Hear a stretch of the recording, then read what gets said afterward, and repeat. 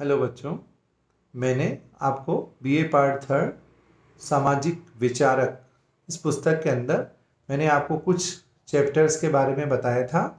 आज हम उसी में एक नए अध्याय का अध्ययन करेंगे जिसका नाम है कार्ल मार्क्स का द्वंद्वात्मक भौतिकवाद। कार्ल मार्क्स का द्वंद्वात्मक भौतिकवाद का अध्ययन करने से पहले हम सबसे पहले ये देखें कि कार्ल मार्क्स का ये जो सिद्धांत है द्वंद्वात्मक भौतिकवाद, इसके अंतर्गत द्वंद्व क्या है। साधारण अर्थों में आप लोग सभी जानते हैं कि द्वंद्व का अर्थ है संघर्ष या वाद विवाद या आपसी झगड़ा। क्योंकि जनरली आज हम लोग सुनते रहते हैं कि इन दो के बीच द्वंद्व हुआ, इन दो राज्यों के बीच द्वंद्व चल रहा है, इन दो मित्रों के बीच द्वंद्व चल रहा है। तो साधारणतः हम सभी जानते हैं कि द्वंद्व का अर्थ है आपस में कोई ना कोई संघर्ष होना या झगड़ा होना। अब कार्ल मार्क्स का ये जो सिद्धांत है द्वंद्वात्मक भौतिकवाद, इसके अंतर्गत हम ये देखें कि कार्ल मार्क्स के जीवन पर सबसे ज़्यादा प्रभाव जो पड़ा वो था उनके ऊपर हीगल का। क्योंकि कार्ल मार्क्स के जीवन पर हीगल एक समाजशास्त्री थे जिन्होंने द्वंद्वात्मक भौतिकवाद के सिद्धांत को पहले प्रस्तुत किया। कार्ल मार्क्स ने इन्हीं से प्रेरित होकर अपने इस सिद्धांत को कुछ परिवर्तित करके उन्होंने इसे प्रस्तुत किया। कार्ल मार्क्स का ये कहना था कि हीगल का जो ये सिद्धांत है द्वंद्वात्मक भौतिकवाद का, वो सिर के बल उल्टा खड़ा था, मैंने इसे सीधा करके पैरों के बल खड़ा किया। अब वो कैसे? क्योंकि कार्ल मार्क्स के और हीगल के जो आपस में सिद्धांत के अंतर्गत हम देखें कुछ परिवर्तन है या कुछ दोनों में अंतर है, तो वो क्या है अब हम इस अध्ययन के अंदर आपको मैं इसके बारे में बताऊंगा। अब सबसे पहले तो हम ये देखें कि हीगल क्या, द्वंद्ववाद क्या है। हीगल एक समाजशास्त्री थे जिन्होंने अपने इस द्वंद्ववाद के सिद्धांत को प्रस्तुत किया। हीगल का ये कहना था कि जो समाज में अंतर्गत ये द्वंद्ववाद का जो उनका सिद्धांत है वो प्रमुखतः तीन अवस्थाओं से होकर गुजरता है। पहला वाद, दूसरा प्रतिवाद और तीसरा संवाद। अब हम सबसे पहले ये समझेंगे कि इन तीनों का अर्थ क्या है। वाद का अर्थ होता है बातचीत करना, और फिर वाद के बाद प्रतिवाद का अर्थ है कि उस बातचीत को लेकर लोगों का आपस में संघर्ष करना, और तीसरी जो अवस्था है संवाद, वो उन दोनों की अवस्था के बाद जो नई स्थिति उत्पन्न होती है उसे हीगल ने संवाद कहा है। अब हम एक छोटे से उदाहरण को लेकर मैं आपको बताना चाहूँगा कि जैसे कोई भी चीज़ आज हम देखें बाजार में आती है। मान लीजिए आज मैं कहता हूँ कि सबसे पहले टीवी हमारे समाज में हमारे सामने आए, कंप्यूटर्स हमारे समाज में हमारे सामने आए, पहला पहला मॉडल।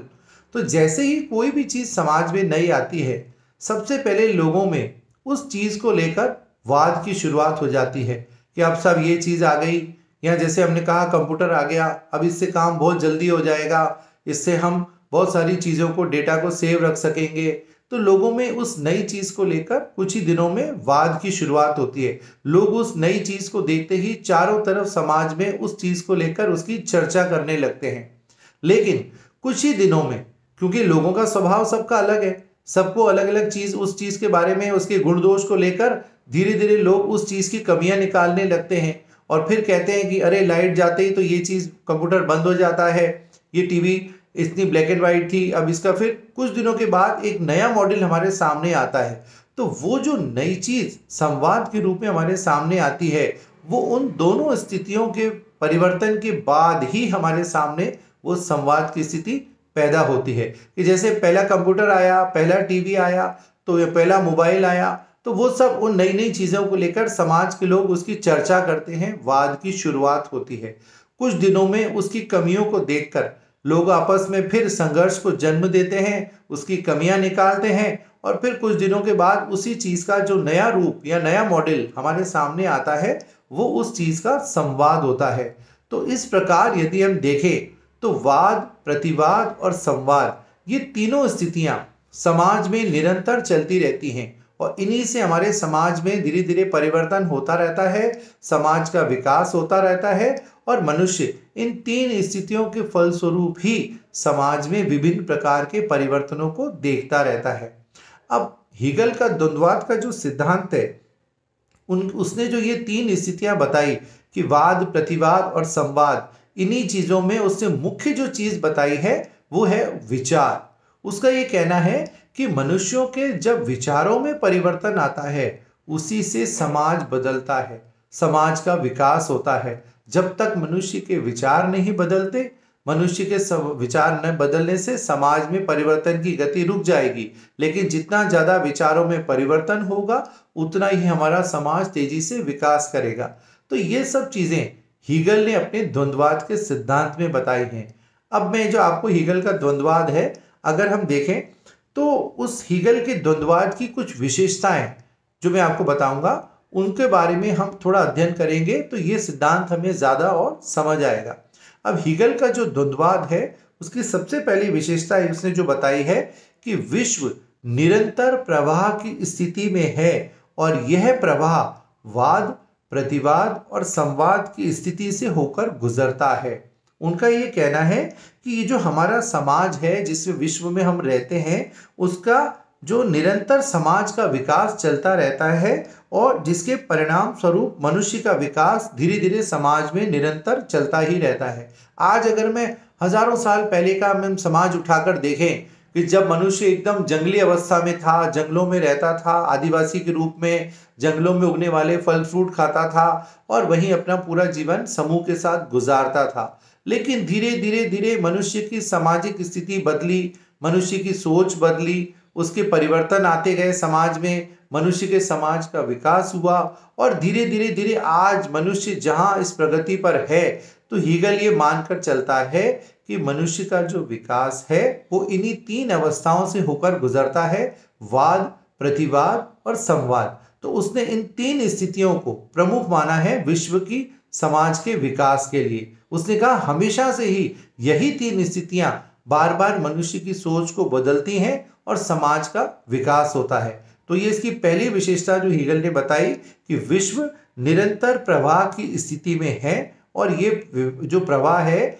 ये समाज में वाद, प्रतिवाद और संवाद, इन 3 स्थितियों को लेकर निरंतर चलता रहता है।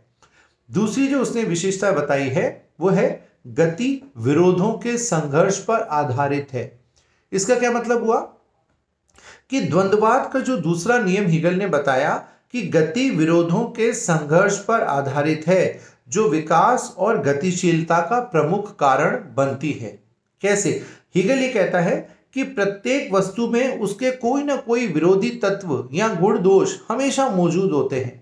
आज हम किसी भी चीज का उदाहरण देख ले को आज 2 चुंबक को भी यदि हम देखें, हम 2 चुंबक को जैसे ही पास लाते हैं तो उसके एक तरफ या दूसरी तरफ दोनों में या तो वो बहुत जोर से चिपक जाते हैं या दोनों एक दूसरे से तुरंत दूर हो जाते हैं। तो एक ही चीज में दोनों स्थितियां हमें नजर आती हैं।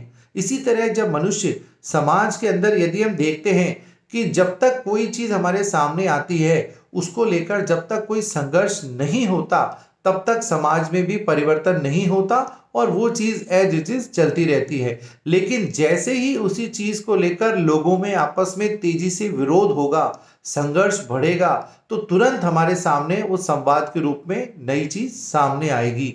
तो हीगल का ये मानना है कि गति विरोधों के संघर्ष पर आधारित है। जितना तीव्र विरोध होगा किसी भी चीज का या संघर्ष होगा तो उसी से हमारे समाज का भी विकास तेजी से होगा। लेकिन अगर विरोध और संघर्ष की गति धीमी है जहां, तो वहां ज्यादा विकास भी हमें नजर नहीं आता।